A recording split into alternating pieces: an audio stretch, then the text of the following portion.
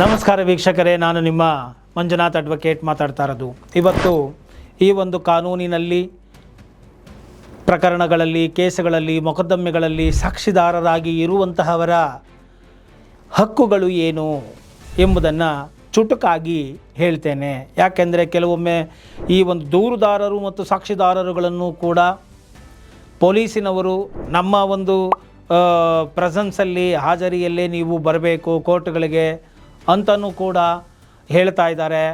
ಆ ರೀತಿಯಾಗಿ ಮಾತುಗಳು ಬರ್ತಾ ಇದೆ ಅಂತ ಹೇಳಿ ಕೇಳಿರೋದ್ರಿಂದ ಇಲ್ಲಿ BNSS ಸೆಕ್ಷನ್ 191 ಸಾಕ್ಷಿದಾರರಿಗೆ ಯಾವ ಹಕ್ಕನ್ನು ನೀಡಿದೆ, ಯಾವ ಸಂದರ್ಭದಲ್ಲಿ ಮಾತ್ರ ಪೊಲೀಸಿನವರು ಅವರ ಅಭಿರಕ್ಷೆಯಲ್ಲಿ ಸಾಕ್ಷಿದಾರರುಗಳನ್ನು ಕರೆದುಕೊಂಡು ನ್ಯಾಯಾಲಯಕ್ಕೆ ಹೋಗಬಹುದು ಎಂಬುವಂತಹ ವಿಚಾರವನ್ನು ಇಲ್ಲಿ ಹೇಳಲಿಕ್ಕೆ ಬಯಸ್ತೇನೆ.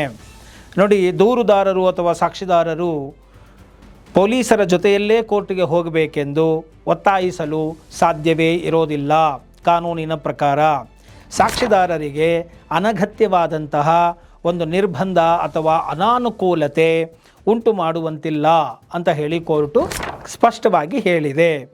ಇನ್ನು ಎಂತಹ ಸಂದರ್ಭಗಳಲ್ಲಿ ಕರೆದುಕೊಂಡು ಹೋಗಬೇಕು ಅಂತ ಹೇಳಿದ್ರೆ, ಕೋರ್ಟಿಗೆ ಬಂದು ಸಾಕ್ಷಿಯನ್ನು ನುಡಿದು ಬಾಂಡ್ಗಳನ್ನು ಬರೆದುಕೊಟ್ಟು ಅವರು ಒಪ್ಪಿಗೆಯನ್ನು ನೀಡಿ ಬಾಂಡ್ ಮೂಲಕ ನಂತರ ಅವರು ನಿರಾಕರಣೆಯನ್ನು ಮಾಡಿದರೆ ಅಂತಹ ಸಂದರ್ಭದಲ್ಲಿ ಮಾತ್ರ ಪೊಲೀಸರು ಅಭಿರಕ್ಷೆಯಲ್ಲಿ ಅವರನ್ನು ಕರೆದುಕೊಂಡು ಹೋಗಿ ಕೋರ್ಟಿಗೆ ಹಾಜರುಪಡಿಸಬಹುದೇ ಹೊರತು ಇನ್ನುಳಿದ ಯಾವ ಸಂದರ್ಭದಲ್ಲಿಯೂ ಕೂಡ ಯಾವ ಸಾಕ್ಷಿದಾರರನ್ನು ಕೂಡ ಪೊಲೀಸಿನವರು ಬಲವಂತವಾಗಿ ಅಥವಾ ಫೋರ್ಸ್ ಯೂಸ್ ಮಾಡಿ ನಮ್ಮ ಅಭಿರಕ್ಷೆಯಲ್ಲಿ ನೀವು ಬರಬೇಕು, ಕೋರ್ಟ್ಗೆ ಬಂದು ಹೇಳಿಕೆಗಳನ್ನು ಕೊಡಲೇಬೇಕು ಅಂತ ಹೇಳಿ ಬಲವಂತ ಮಾಡುವಂತಿಲ್ಲ ಎಂಬುವಂತಹ ವಿಚಾರವನ್ನು, ಕಾನೂನಿನ ತಿಳುವಳಿಕೆಯನ್ನು ಈ ವಿಡಿಯೋ ಮುಖಾಂತರ ನಾನು ನಿಮಗೆ ತಿಳಿಸಿಕೊಟ್ಟಿದ್ದೇನೆ. ಇಷ್ಟ ಆಗಿದ್ದೆ ಆದಲ್ಲಿ ಮರೆಯದ ಹಾಗೆ ಲೈಕ್ ಕೊಡಿ, ಇತರರಿಗೂ ಕೂಡ ಶೇರ್ ಮಾಡಿ, ಮರೆಯದೆ ಕಾಮೆಂಟ್ ಮಾಡಿ ಅಂತ ಹೇಳ್ತಾ ಈ ಒಂದು ವಿಡಿಯೋದಲ್ಲಿ ಮುಗಿಸ್ತೇನೆ.